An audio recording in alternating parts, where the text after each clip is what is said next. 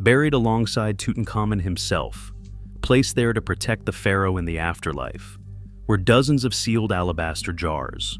When the tomb was opened in 1922, the world saw gold, jewels, statues, treasure beyond imagination. But one man noticed something else. A chemist named Alfred Lucas. Inside many of those jars, he found a dark, sticky residue. At the time, no one could explain it. It wasn't perfume, it wasn't oil, it didn't match anything they understood, and for over a century. That mystery remained unsolved. But here's the strange part. Ancient thieves had broken into this tomb long before it was discovered. They ignored the gold, ignored the jewels, and instead, carefully scraped these jars clean, down to the very last drop. So the question is, what could possibly be more valuable than a pharaoh's gold? In 2025, scientists finally got an answer. Using modern analytical methods, they re-examined similar ancient vessels. This time, they weren't looking with the naked eye. They were looking at the molecular level, and what they found changed everything. Inside those residues were the unmistakable chemical markers of opium, compounds still used today in modern medicine. Morphine, thebaine, papaverine. The Egyptians weren't burying their kings with decoration, they were burying them with pharmacology. And that discovery leads to a bigger question. If they understood something this advanced, what else did they know? Today we're exploring 12 ancient Egyptian plants that modern science is finally proving actually work. And as we go deeper, you'll start to realize something surprising. This wasn't primitive medicine, this was a system. Let's start with one of the most powerful plants they had. Black cumin, also known as Nigella sativa. Seeds of this plant were found in the tomb of Tutankhamen himself, not placed there for taste, placed there for protection. Ancient Egyptians believed these seeds would help the soul remain strong in the afterlife. That tells you how highly they valued it. But now, we understand why.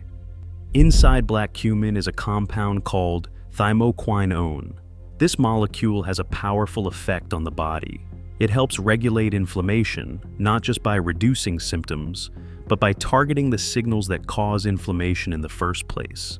Modern research shows it can support healthy blood pressure, better metabolic function, improved overall resilience in the body.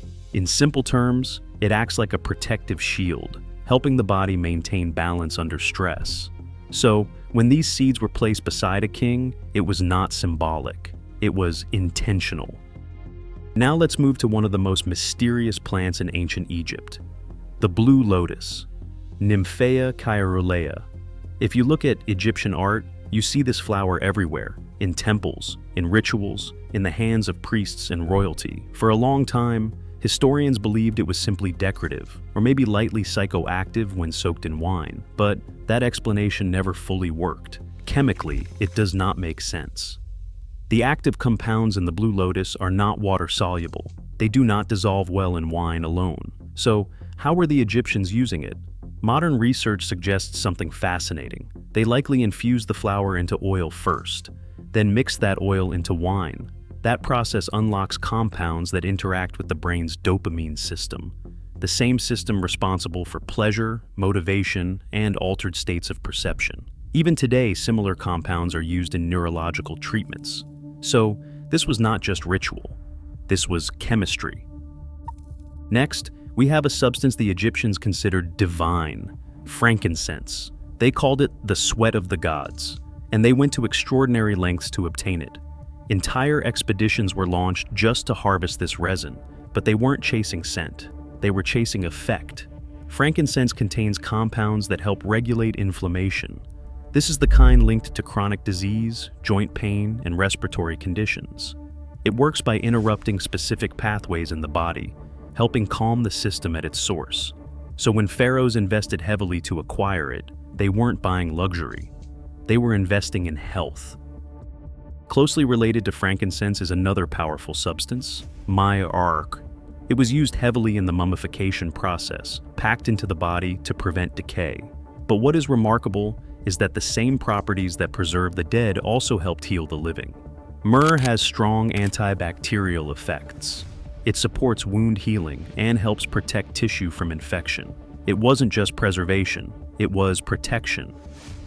Now let's return to the substance we started with, opium. The discovery inside those ancient jars revealed something important.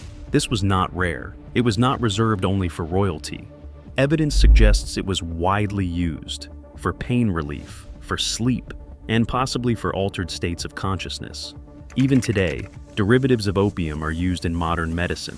So, when ancient thieves ignored gold and took this instead, they understood its true value. Next is something you've probably used yourself, aloe vera. The Egyptians called it the plant of immortality. It was used by figures like Cleopatra for skincare, but it was also used for healing. Aloe helps speed up the repair of damaged tissue, reduces inflammation, and protects against infection. It was applied to burns, wounds, and skin conditions. What we see today as a common household plant was once considered essential medicine. Now, something a little different. Senna. Ancient Egyptian medicine viewed the body as a system of flow, like a network of channels. If that flow was blocked, health problems followed. Senna helped restore that movement. It stimulates the digestive system, helping eliminate waste efficiently, and remarkably, it's still used today for the exact same purpose. Thousands of years later, same plant, same function. Next, one of the most widely used substances in ancient Egypt, honey. It appears in hundreds of medical formulations, used as a base for treatments, and applied directly to wounds. But why? Because honey does something unique. It draws moisture out of bacteria, effectively stopping their growth. It also produces small amounts of hydrogen peroxide, helping keep wounds clean. Even today, medical-grade honey is used in hospitals. Ancient solution, modern validation. Now let's talk about garlic. Workers building the pyramids were given garlic daily, not occasionally, every single day. And when those rations stopped, they protested. Because garlic wasn't just food, it was fuel. It supports circulation, it improves endurance, and it strengthens the immune system. In a physically demanding environment, that made a real difference. Next is coriander. Coriander is traditionally used for digestion and noted for its cooling properties. Modern research suggests it may also help the body remove certain toxins, supporting natural detoxification processes. This is especially relevant today. Now, henna, best known as a dye, used cosmetically for thousands of years.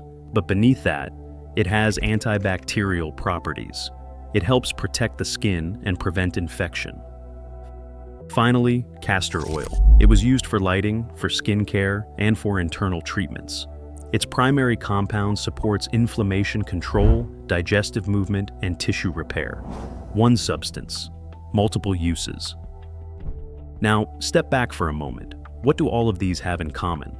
They weren't discovered overnight. They were observed, tested, refined, over generations. The ancient Egyptians paid attention to what worked, to what healed, to what sustained life. And they preserved that knowledge, not just in texts, but in practice. What we call ancient tradition was actually long-term experimentation. And now, modern science is catching up, because many of these substances are being validated in laboratories today. Not invented, validated, which raises an interesting idea. What if some of our newest discoveries are actually rediscoveries? If this changed the way you think about history, make sure you subscribe, because next, we're exploring ancient medical systems from around the world and testing them with modern science. And some of them are even more surprising than this. Before you go, which of these stood out to you the most? Ancient knowledge, modern proof, real results. I'll see you in the next one.